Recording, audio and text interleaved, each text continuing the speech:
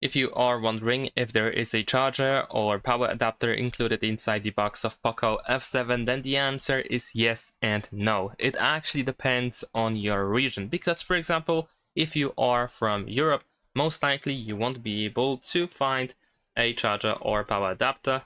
Let me see if we can find some information on the back of, yeah, there we go. So in this case, if you purchase your phone, for example, in Europe, then most likely you will see this graphic information that the charger is not included.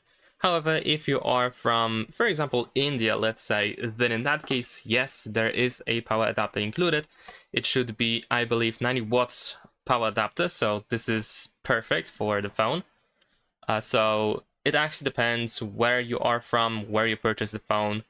Essentially, you might want to ask your seller, the person who is selling the phone to you, if the charger is included, or if possible, just take a look at the box at the reverse side in order to find out. And that's pretty much it. Thanks for watching, leave a like and subscribe.